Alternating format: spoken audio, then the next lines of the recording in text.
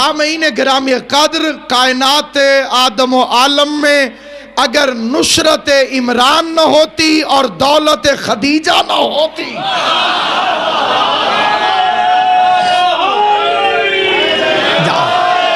تو آج قبر اسلام پر، تو آج اسلام کی قبر پر چراغ جلانے کے لیے مجاور بھی نہ ہوتا۔ یہ مہربانی ہے اس مخدومہ کی کہ جس نے اپنی ساری دولت نبیوں کے سلطان کے قدموں میں نچھاور کر دی۔ کائنات اگر مل کر بھی اس کی دولت کی مدح سرائی کرے، اس فکرے سے زیادہ جامع فکرہ نہیں ہو سکتا۔ جہاں جہاں تک میری آواز جا رہی ہے، میں خدیجۃ الکبریٰ کی دولت کی شرحدیں ایک جملے کے اندر دکھانا چاہتا ہوں۔ جملہ ایک پڑھوں گا، جس کو زبان علی بادشاہ نے عطا فرمائی ہے۔ اگر بات انصاف کی ہو تو میرے ساتھ بولنا، انصاف نہ ہو تو بے شک چپ رہنا۔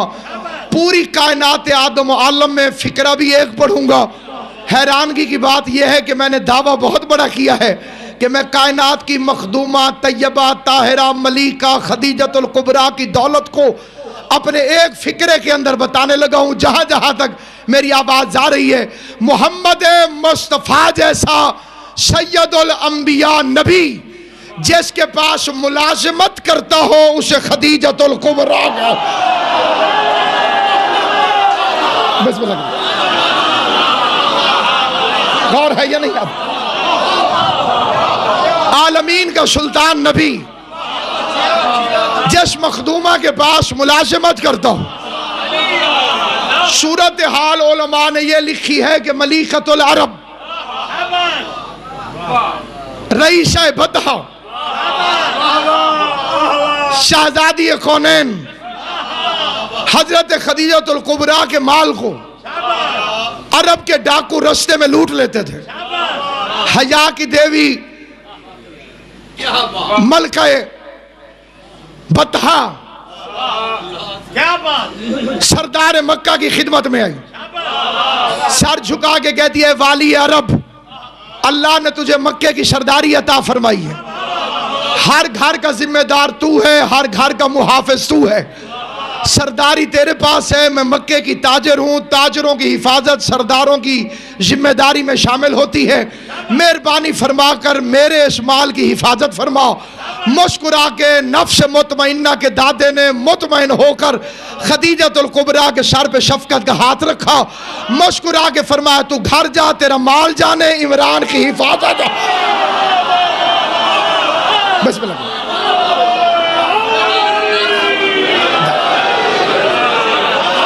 میری اکثر دعائیں ممبر پر تشریف فرما ہے، میں قبلہ دعا حسے کر کے فکر عرض کرنا چاہتا ہوں۔ اگلے دن رئیس عرب کی طرف سے اعلان ہوا، مکے والوں، عمران کے گھر تمہاری دعوت ہے۔ پورا مکہ اکٹھے ہو کے رزق بانٹنے والے کے باپ کے گھر اکٹھا ہو گیا۔ قسیم اور رزق کے باپ نے ساروں کو دودھ اور گوشت کھلایا۔ کھلانے کے بعد ایک عجیب و غریب فکرہ کہا جو مکے والوں کے لیے حیرت ناک تھا۔ ارشاد فرمان لگے، خدیجہ کے ساتھ کاروبار میں شراکت کرو گے؟ مکے والوں کو اپنی غربت پہ شرم آ گئی، گردن جھکا کے کہتے ہیں، کہاں ہم، کہاں ملیکۃ و تجار، کیسے ممکن ہے اس کے ساتھ مل کر کاروبار کریں؟ عمران کی آواز آئی، اپنی غربت کو نہ دیکھو، خدیجہ کی سخاوت پر نظر کرو، جتنی اوقات ہے اتنا حصہ شامل کرو۔ ایک اونٹ دے جاؤ گے، جب قافلہ تجارت واپس آئے گا، 5 اونٹ بھرا ہوا لدا ہوا مالوں سے 5 اونٹ واپس لے جانا، ایک گھوڑا لے جاؤ گے 5 گھوڑے لے جانا، ایک دمبی دے جاؤ گے 5 دمبیاں لے جانا۔ مطمئن ہو کہ ہر بندے نے، کسی نے مرغی جمع کرائی، کسی نے گھوڑا جمع کرایا، کسی نے اونٹنی جمع کرائی، کسی نے بکری جمع کرائی۔ خدیجۃ الکبریٰ کو ابھی تک فراست عمران کا یہ پہلو سمجھ نہیں آ رہا تھا، حیران ہو کے کہتی ہے، سرکار آپ نے جتنا بھی منافع فرمایا ہے اس سے دگنا بھی کنیز دے دے گی، لیکن میری سمجھ میں آ نہیں رہا کہ ایسا کرنے سے میرا مال بچے گا کیسے؟ مطمئن عمران کی آواز آئی، ابھی جب دیکھتی جا کے ہوتا کیا ہے، اگلے دن خدیجہ کا مال روانہ ہوا، جس نے ایک بکری بھی دی تھی وہ بھی تلوار لے کر پہرے دے رہا تھا، میرا مال جا رہا۔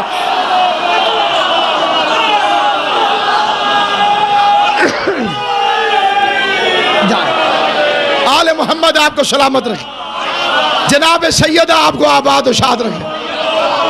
قافلہ گیا، منافع ملا، قافلہ واپس آیا، چھوٹی موٹی چوریوں سے خدیجہ الکبریٰ کو فرق کوئی نہیں پڑتا تھا، لیکن تاجرانہ ذہنیت کے مالک اس بات کو جانتے ہیں کہ تھوڑا سا نقصان بھی دل کو تکلیف پہنچاتا ہے۔ اس بار کوئی ایک اونٹ نہیں لوٹا گیا، خدیجہ الکبریٰ نہایت خوش ہوئی۔ خوش ہونے کے بعد خدیجہ الکبریٰ نے اپنی 500 کنیزوں کے ہاتھ میں ہیرے جواہرات کے تھال اٹھوائے، پورے منافع سے کئی گنا زیادہ ہاتھوں میں اٹھا کر سرکار عمران کے دروازے پر گئی۔ سرکار عمران نے اٹھ کر شریف سرداروں کی طرح استقبال کیا، شریف بیٹیوں کی طرح جھک کے خدیجہ نے ہاتھ جوڑے، سرکار آپ کی فراست کی وجہ سے میرے مال کو کوئی خطرہ نہیں ہوا، کنیز ہو کے آپ کی خدمت میں اجرت لے کر آئی ہوں۔ ادھر اجرت کا نام آیا، ادھر عمران کے چہرے کے رنگ تبدیل ہوئے، جلال میں آ کے فرمایا خدیجہ خدیجہ اجرت لے کے خدمت کرنا ہاشمیوں کا قانون نہیں ہے، بسم اللہ تیری خدمت کرنا، اجرت لے کے خدمت کرنا ہاشمیوں کا قانون نہیں۔ خدیجہ الکبریٰ نے گردن مزید جھکا دی، شرمسار لہجے میں عرض کرتی ہے کنیز نے بھی کچھ ایسی ہی طبیعت پائی ہے، مفت خدمت قبول نہیں کرتی۔ دو سرداروں کے درمیان گفتگو تھی، نتیجہ نکلا کہ یہ جو تو ہدیہ لے کر آئی ہے یہ غریبوں میں بانٹ دیتے ہیں۔ پیغمبر فرمانے لگے ایک کام میرا کر دے، میرا ایک بھتیجا ہے، میں نے اسے اولاد سے زیادہ بڑھ کے پالا ہے، بچپن میں ہی میرے پاس آ گیا تھا، پیدا ہونے سے پہلے باپ اور کچھ سال کی عمر میں ماں دنیا سے چلی گئی تھی، تب سے اسے میں نے پالا ہے، وہ بھتیجا نہیں میرے سینے کا تعویذ ہے، اسے لٹاتا ہوں اپنے سینے پر، کھلاتا ہوں اپنے ہاتھ سے، نہایت شریف نہایت امین۔ اب وہ 25 سال کا ہو گیا، میں چاہتا ہوں اپنے پاؤں پہ کھڑا ہوں، احسان کا بدلہ اتارنے کا بہترین طریقہ یہ ہے تو اپنا تھوڑا سا مال دے دینا، وہ تجارت کرنے چلا جائے گا، تیرا بدلہ اتر جائے گا، میرا بھتیجا برسر روزگار ہو جائے گا۔ خدیجہ الکبریٰ نے عمران کی تجویز کو منظور فرمایا، خدیجہ اپنے گھر چلی گئی۔ اگلے دن صبح کے وقت جوان بھتیجے کو نوکری کے لیے لے جانے کی خاطر عمران جیسا شہزادہ تیار کرنے لگا،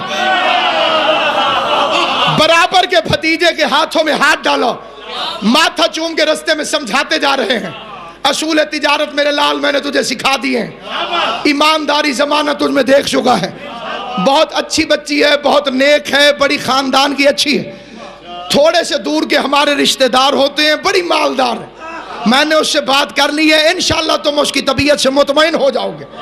عمران محمد مصطفیٰ کو لے کے خدیجہ کی دیوڑی پہ پہنچا، نور محمد کی روشنی حریر و دیبا کے پردوں سے چھنتی ہوئی ملکہ انجیل کے محل سرا میں پہنچی، خوشبو مصطفیٰ سن کے خدیجہ الکبریٰ بیدار ہوئی، دوڑ کے زیارت محمد کی مشتاق ہو کے دروازے پہ آئی، پردے کے پیچھے سے بچپن کے خواب کی تعبیر کھڑی ہوئی نظر،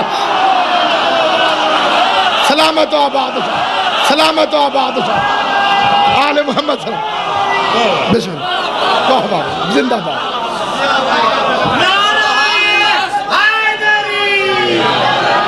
حیدری، بچپن کے خواب کی تعبیر پردے کے پیچھے کھڑی ہوئی نظر آئی، بچپن میں خواب دیکھا تھا کہ عرش پہ شادی ہو رہی، خویلد جو بہت بڑا عالم تھا، ولی تھا اپنے زمانے کو، اس سے جا کے پوچھا کہ اس خواب کی تعبیر کیا ہے، کہ اگر تم نے ایسے ہی خواب دیکھا ہے تو اس کی تعبیر یہ ہے، کائنات میں دوسری سب سے بڑی شادی، مرشد جی، پہلی بڑی شادی نہیں، دوسری بڑی شادی، اس لیے کہ خویلد کی بیٹی کا نکاح اور ہوتا ہے، محمد کی بیٹی کا نکاح اور بسم اللہ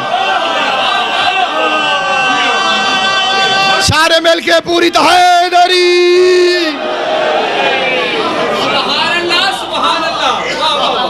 خدیجۃ الکبریٰ سے حضرت عمران مخاطب ہوئے، کتنا مال بھجوا رہی ہو تجارت کے لیے؟ کہنے لگی جتنا موجود ہے سارے کا سارا مال بھجوانا چاہتی، سارے کا سارا مال، سارا مال خدیجۃ الکبریٰ نے حضور علیہ السلام کے حوالے کیا۔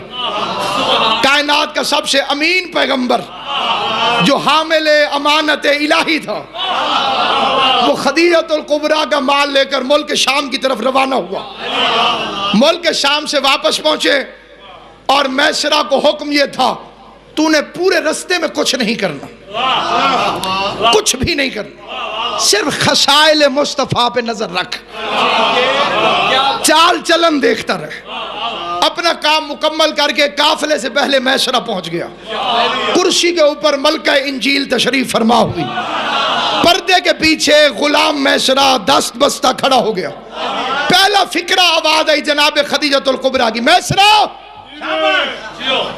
محمد کے عیب بتاؤ۔ جو جوان چپ کر گئے ان کی بھی توجہ چاہتا ہوں۔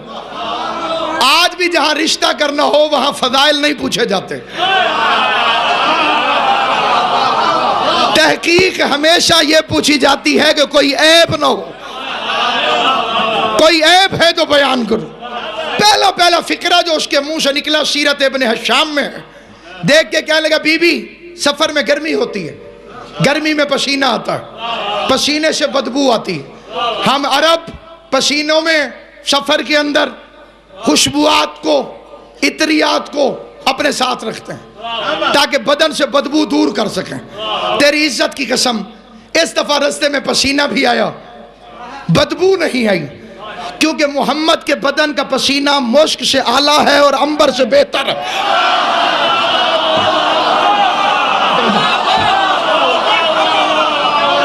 اور کائنات آدم و عالم میں اللہ نے اگر کوئی بے عیب ہستی بنائی ہے تو وہ ذات والی صفات اسی کی ہے۔ خدیجۃ الکبریٰ کے چہرے پہ شرم و حیا کے بادل پہلے ہی چھائے ہوئے تھے، اور اب ایک مرتبہ گردن جھکا کے کہتی ہے میسرہ میرا ایک کام کر، میرا رشتہ لے کر جاؤ۔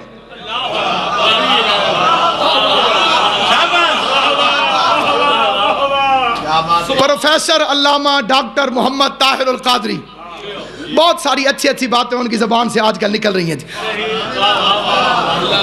پہلا ان کا فکرہ بڑا عظیم جو مجھے پسند آیا، ایک بندے نے پوچھا قادری صاحب آپ سننی ہے؟ میں کہا 100%۔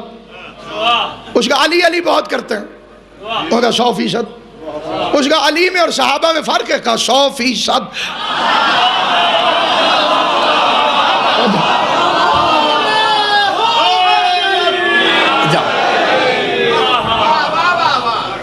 بسم اللہ کرنا، علی میں اور باقی صحابہ میں کوئی فرق ہے؟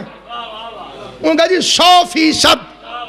مرید بھی بڑا تیز تھا، اسے کہا کوئی ایک فرق ثابت کریں۔ علی علی علی علی علی سارے مل کے علی علی علی علی علی علی علی علی علی حیدری۔ اسے کہا جی آپ سننی ہے؟ کہا 100%۔ کہا آپ علی بہت کرتے ہیں؟ کہا 100%۔ کہا باقی صحابہ میں اور علی میں کوئی فرق ہے؟ کہا 100%۔ کہا کوئی ایک فرق بتاؤ گا؟ تیری سمجھ میں نہیں آیا، باقی ایسے خلیفہ بنے، علی ایسے خلیفہ بنا۔ انہوں نے اپنی کتاب میں الدرۃ البیضاء میں پوری بحث کی ہے اس موضوع کے اوپر کہ رشتہ کس نے بھیجا، مصطفیٰ نے بھیجا یا خدیجۃ الکبریٰ نے بھیجا؟ فرماتے اگر رشتہ بھیج دے محمد مصطفیٰ تو ذہنیت رسول مشکوک ہو جاتی۔ توجہ ہے یا نہیں؟ آپ نیاز مولا ذرا جا کے جہاں جہاں جاتا شکر. اگر رشتہ بھیج دے مرشد جی، اگر رشتہ بھیج دے حضرت محمد مصطفیٰ تو ذہنیت مصطفیٰ مشکوک ہو جاتی. دنیا کہتی دولت کے لالچ میں محمد نے رشتہ بھیجا ہے. کائنات آدم و عالم کی پہلی اور آخری شریف خاتون ہے خدیجۃ الکبریٰ کے جس نے اپنا رشتہ حضرت محمد مصطفیٰ کو بذات خود بھیج کر عورت کا ناز بھی توڑا، عورت کا ناز بھی توڑا، عورت کا انداز بھی بدلا. کائنات میں رشتہ ہمیشہ لڑکے والے بھیجتے ہیں، اور اگر لڑکی والے کسی گھر میں رشتہ کرنے بھی جائیں تو وہ کسی شریف آدمی کو بیچ میں وسیلہ بنا کر اپنی توجہ دلاتے ہیں. لیکن خدیجۃ الکبریٰ شرافت کے خاندانوں میں وہ پہلی مستور ہے جس نے اپنا رشتہ بذات خود محمد مصطفیٰ کو بھجوا کر پیغمبر کو قیامت تک کے غیر مسلم تانوں سے محفوظ کیا. اللہ کی آواز آئی، اے خدیجۃ الکبریٰ، تو نے اپنا رشتہ پہلے بھجوا کر پہل کر کے میرے محمد پہ احسان کیا ہے. حل جزاء الاحسان الا الاحسان، احسان کا بدلہ احسان ہے. تو نے کیا رشتہ بھیجنے کی پہل مستور ہو کر میں اللہ ہو کے وعدہ کرتا ہوں قیامت تک جب بھی کسی کی شادی ہوگی مولوی پہلے لڑکی سے پوچھے گا پھر لڑکے کے بعد.